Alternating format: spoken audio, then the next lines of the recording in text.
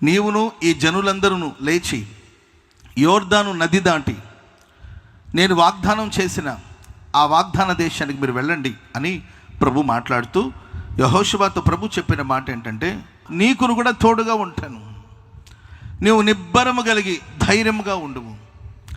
ఈ రాత్రి ధైర్యము లేక భయముతో, పిరికితనంతో, కలవరంతో, గురిగమ్యం తెలియని పరిస్థితిలో ఈ రాత్రి ఎవరైనా ఇక్కడ కూడి వచ్చున్నారేమో. మీతోనే సూటిగా ప్రభు మాట్లాడుతున్నాడు. నిబ్బరము కలిగి ధైర్యంగా ఉండండి. ఎవరు విడిచినా మనం ఆరాధిస్తున్న దేవుడు మనల్ని విడువడు, ఎన్నడూ ఎడబాయడు. చప్పట్లు కొడుతూ ప్రభు నామాన్ని స్తుతిద్దాం గట్టిగా గట్టిగా. హల్లెలూయా. విశ్వాస యాత్రలో సాగిపోతుండగా ప్రియులరా, మన బ్రతుకులో ఎన్నో బంధాలు ఉండొచ్చు, ఎన్నో అనుబంధాలు ఉండొచ్చు, ఎందరో స్నేహితులు ఉండొచ్చు, మనం ప్రేమించిన మనుషులు ఎందరో ఉండొచ్చు. మన అని మనం నమ్మిన మనుషులు మనల్ని మర్చిపోయే ప్రమాదాలు ఉన్నాయి. మనుషులు పలు పర్యాయాలు మనల్ని విడిచిపోవచ్చు. లేఖనాలు సెలవిస్తుంది, స్త్రీ తన గర్భాన పుట్టిన చంటి బిడ్డను మరిచిపోతుందా? వాళ్ళైనా మరిచిపోతారేమో కానీ నేను నిన్ను మరిచిపోను. తల్లి అంటేనే ప్రేమ. ఆయా సందర్భాల్లో కన్నా తల్లి కూడా తన బిడ్డ విషయంలో కఠినంగా ప్రవర్తించవచ్చు. ఎందుకంటే ప్రస్తుతం లోకంలో జరుగుతున్న ఎన్నో కార్యాలు మనం చూస్తున్నాం. ఒకసారి ఒక తెల్లవారుతుండగా ప్రియులరా, ఈ మున్సిపాలిటీ వాళ్ళు రోడ్ అంతా శుభ్రం చేసుకుంటున్నారు. అక్కడ ఒక చిన్న పొట్లం లాంటిది ఉందండి. దాన్ని ఒక కుక్క పట్టుకుని ఈడుస్తూ ఉంది. ఆ క్లీన్ చేస్తున్న వాళ్ళు చూస్తున్నారు ఏం జరుగుతుందో అని. చూస్తుంటే ప్రియులరా, ఆ పొట్లం నుండి ఒక చంటి బిడ్డ ఉందండి. ఆ పొట్లలో ఒక పేపర్తో చుట్టారు. మరి ఆ తల్లి ఎలా కన్నదో తెలియదు. ఏ పరిస్థితి వల్ల ఆ బిడ్డకు జన్మం ఇవ్వాల్సిన పరిస్థితి వచ్చిందో తెలియదండి. పుట్టిన పసిబిడ్డ చావలేదు, మరణించలేదు, ప్రాణాలతో ఉండగానే. ప్రియులరా, ఇది ఏదో దేశంలో జరిగిన విషయాలు కదా, మన దేశంలో, మన తెలుగు రాష్ట్రాల్లో జరిగిన విషయాలు చెప్తున్నాను. ఓ పేపర్తో చుట్టి తీసుకొచ్చి చెత్తకుండీలా తల్లి పడేసింది ఆ పసిబిడ్డని. ఆమె చూస్తూనే ఉందండి. అక్కడ చాలామంది నిలబడి చూస్తూ ఉన్నారు. ఒక కుక్క వచ్చేసి ఆ పసిబిడ్డని, ప్రాణాలతోనే ఉందండి, వెర్రి కేకేస్తుంది. ఆ పాప, ఆ చిన్న బిడ్డ ఈడ్చుకుంటూ వెళ్ళిపోతుందండి. కన్న తల్లి చూస్తున్నా కూడా తన బిడ్డను కాపాడుకోవాలని ఆలోచన రాలేదు. ఎందుకంటే ఆమె తీసుకెళ్ళి వద్దనుకునింది. కారణాలు ఏదో తెలీదు. మరి ఏ పరిస్థితుల్లో ఆ తల్లి అంత కఠినంగా తన బిడ్డ విషయంలో నిర్వహిస్తుందో తెలియదండి. ఆ బిడ్డను ఈడ్చుకెళ్తుంటే రక్తపు మడుగులో భయంకరమైన పరిస్థితులు ఆ బిడ్డ. ఆ తర్వాత ఆ మున్సిపాలిటీ వాళ్ళు పరిగెత్తుకుంటూ వెళ్ళి ఆ కుక్కను తోలి ఆ బిడ్డను తీసుకునేసరికి అప్పటికే రక్తసిక్తంగా మారిపోయింది ఆ చిన్న బిడ్డ. దేవుని బిడ్డలారా, ఈ లోకంలో నేనున్నాను అన్నవాళ్ళు కూడా ఆయా సందర్భాలు మన విషయంలో కఠినంగా ప్రవర్తించి మనల్ని ఒంటరి వాళ్ళకి విడిచి వెళ్ళిపోవచ్చు. దైవజనుడు పౌలు గారు అంటారు కదండి, నేను మొదట మాట్లాడినప్పుడు నా పక్షాన ఎవ్వరూ నిలబడలేదు. పౌలు గారు ఎంతో గొప్ప సేవ చేశారు, ఎంతో అద్భుతమైన పరిచర్య చేశారు, ఎన్నో పత్రికలు రచించారు, ఎన్నో సంఘాలు స్థాపించారు. ఆయన బోధ వలన, ఆయన ఉపదేశం వలన ఎందరో క్షేమాభివృద్ధిని పొందుకున్నారు. కానీ ప్రియులారా, ఒక సందర్భం వచ్చింది, పౌలు గారు పక్షాన ఎవ్వరూ నిలబడలేదు.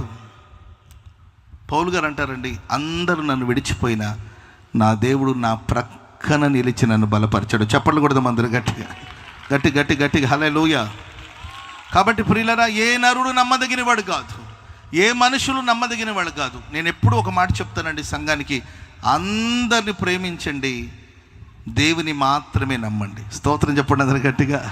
అందరిని ప్రేమించాలి. ఎందుకంటే దేవుడు మనకు అనుగ్రహించిన, మనకు నియమించిన నియమం, దేవుడు మనకిచ్చిన ఆజ్ఞ, నిన్ను వాళ్ళని పొరుగు వారిని ప్రేమించాలి. అందరిని ప్రేమించండి, అందరిని అభిమానించండి. కానీ నమ్మే పరిస్థితి వచ్చినప్పుడు దేవుని మాత్రమే నమ్మండి. ఎందుకంటే అన్ని వేళల, అన్ని సందర్భాలలో ప్రభు మనకు తోడుగా ఉంటాడు. నేను మోషేకు తోడుగా ఉన్నాను, నీ కూడా తోడుగా ఉంటాను. తనకు ఒక భారభరితమైన పరిచర్య అప్పగించడం జరిగింది. విస్తారమైన ప్రజలు, లక్షలాది మంది ప్రజల్ని కనానుకు తీసుకువెళ్ళాలి, పాలు తేళ్లు ప్రవహించే దేశాన్ని తీసుకెళ్ళాలి. అప్పటి వరకు బలపరిచి, హెచ్చరించి, ప్రేమించి, ప్రోత్సహించి నడిపించిన నాయకుడు లేడు. ఒక నాయకుడు లేని కుటుంబం, ఒక తండ్రి లేని ఇల్లు ఎలా ఉంటుందో ప్రియులరా, అది ఒక భయంకరమైన అనుభవం. అయితే దేవుడు అంటున్నాడు, నేను మోషేకు తోడుగా ఉండి ఏ విధంగా నడిపిస్తూ వచ్చాను, నిన్ను కూడా అలాగే నడిపిస్తాను. నేను మోషేకు తోడుగా ఉన్నాను, నీకు కూడా తోడుగా ఉంటాను, నిన్ను విడువను, ఎన్నడూ ఎడబాయను. దేవుని ప్రియులారా, మరి ఈ రాత్రి భక్తుడు అంటాడు, రాత్రి వేళ ఇంటి మీద ఒంటి పిచ్చుకోలాగా నేను మూలుగుతున్నాను. ఒంటరితనం. భౌతికంగా నీ ఒంటరివాడైపోయావేమో, మానసికంగా నీ ఒంటరివాడైపోయావేమో, ఆత్మీయంగా నీ ఒంటరివాడైపోయావేమో. భౌతికంగా చూడండి, కొంతమంది సమ్టైమ్ మన జీవితంలో అందరూ ఉన్నా అన్నీ ఉన్నా ఏదో ఒంటరితనం మనల్ని పీడిస్తూ ఉంటుంది. భక్తుడు ఎందుకు ఆ మాట చెప్పాడు? రాత్రి వేళ, పగలైతే జనాలు సంచరిస్తుంటారు, రాత్రి దేశమంతా సద్దుమణిగి నిద్రపోతున్న వేళ, రాత్రి వేళ ఇంట్లో మనుషులు ఉంటారేమో కానీ ఇంటి మీద ఎవరు ఉంటారండి? ఇంటి మీద ఒంటి పిచ్చుకోలాగా బాధపడుతున్నానని. కాబట్టి అలాంటి ఒక ఒంటరితనంలో, కలవరంలో నువ్వు సాగిపోతున్నావేమో. దేవుడు అంటున్నాడు, ఎవ్వరు నిన్ను విడిచిపెట్టినా నేను నిన్ను విడువను, ఎన్నడూ ఎడబాయను. హల్లెలూయా. చెప్పండి గట్టిగా, హల్లెలూయా. ఒక పెద్ద బిజినెస్ మ్యాన్ అంట, బాగా సంపాదించాడు, భార్య పిల్లలు, జీవితం చాలా సుఖంగా సాగిపోతుందని అనుకున్నాడు. ఇంకా లైఫ్ అంతా ఇలాగే ఉంటుందని భ్రమలో పడిపోయాడు. సడన్గా ఉన్నట్లుండి ఒక పెద్ద సమస్య వచ్చి పడింది. ఒక పెద్ద సమస్య వచ్చి తను సంపాదించిన యావత్ ఆస్తి ఒకే రోజు ఆయన పోగొట్టుకోవాల్సిన పరిస్థితి వచ్చింది. ఒక పెద్ద వ్యాపారంలో ఆయన ఇన్వెస్ట్ చేసిందంతా కూడా భయంకరంగా నష్టపోయాడండి. తన సంపద అంతా కోల్పోవలసిన పరిస్థితి వచ్చింది. అలాంటి సమయంలో అప్పటిదాకా బాగున్న భార్య అంత నష్టపోయేసరికి, నీకే తినడానికి లేదు, ఇక నన్ను నా కుటుంబాన్ని ఏం పోషించుకుంటావు, నీ స్థితి బాగుపడితే, నీ పరిస్థితి బాగుపడితే అప్పుడు ఆలోచిద్దామని భార్య తన పిల్లల్ని తీసుకుని తన పుట్టింటికి వెళ్ళిపోయిందంట. తీర్మానాలు చేస్తారు, ప్రమాణాలు చేస్తారు, కష్టాలైన నష్టాలైన జీవితకాలం అంతా తోడుగా ఉంటానని పెళ్లి దినాన నిబంధన చేసుకుంటారు కానండి. కష్టకాలంలో సమస్యలు వచ్చినప్పుడు విడిచి వెళ్ళిపోతుంటారు. అనారోగ్యంలో ఉన్నప్పుడు, బలహీనతలు ఉన్నప్పుడు విడిచి వెళ్ళిపోతుంటారు. ఎన్ని కుటుంబాలు చూడట్లేదు. ప్రియులారా, వెళ్ళిపోతే ఇక చివరికి ఆయనకి లైఫ్ మీద విరక్తి పుట్టిందంట. కోట్ల రూపాయలని ఖర్చు పెట్టిన వ్యక్తి, ఎంతో అద్భుతంగా బ్రతికిన వ్యక్తి జీవితంలో విసిగి వేసారిపోయాడు. ఇక మరణమే శరణం అనుకుని ఇక చావును అపేక్షించి ఎలా చనిపోదామని ఆలోచిస్తూ ఒకరోజు వాళ్ళ ఇంటి వరండాలో, లేకపోతే ఆ ఇంటి టెర్రస్ మీద అలాగే కూర్చొని, ఒక చైర్లో అలా కూర్చొని దిగాలుగా ఆలోచిస్తున్నాడు. ఎక్కడి నుండో ఒక శబ్దం వినబడుతుందంటండి, ఒక పాట వినబడుతుందంట. నన్ను విడువక ఎడబాయక దాచితివా నీ చేతి నీడలో,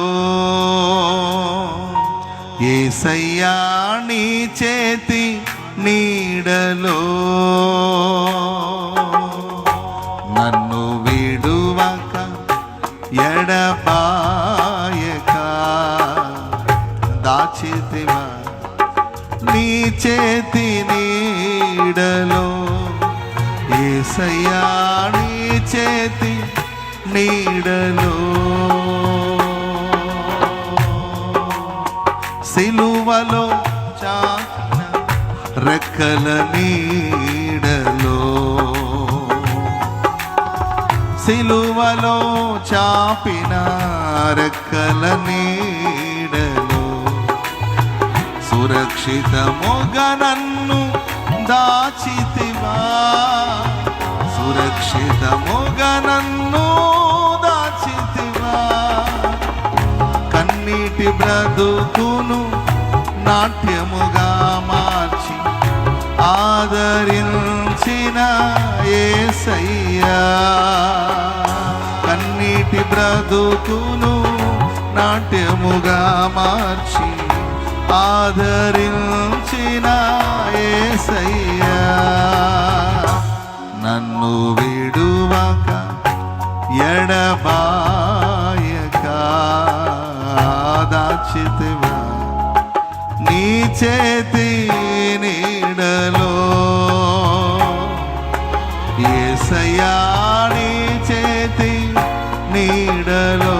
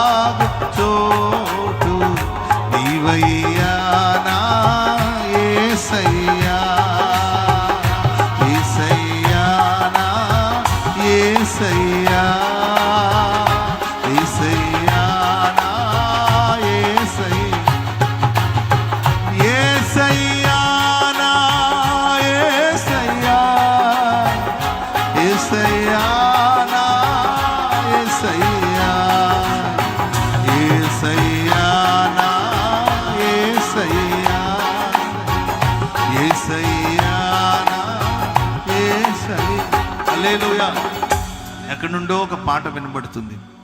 దాంట్లో దేవుని మాటలు, నేను నిన్ను విడువను, ఎన్నడూ ఎడబాయను. ఆ మాట ఆయన ఆకర్షించిందండి. ఏం జరుగుతుందని ఆ శబ్దాన్ని వింటూ అలాగే వెళ్ళాడు. ఇలాంటి ఒక సభ జరుగుతుందండి. ఆ సభలో ఆఖరిలో కూర్చొని దేవుని వాక్యం అంతా విన్నాడు. ప్రియులరా, దేవుని వాక్యం సూటిగా ఆయన తాకింది. ఆ మాటలు విని కన్నీళ్లు విడిచి ఆయన ఏడవడం ప్రారంభించాడు. దేవా, నన్ను కరుణించి, నన్ను రక్షించి, నాకు చక్కని అవకాశం ఇచ్చి నన్ను కాపాడండి అని ప్రభుత్వంలో ప్రార్థన చేసుకున్నారు. ప్రియులరా, ఆ ప్రార్థనలో పాల్గొన్న తర్వాత మనసుకు నెమ్మది కలిగింది.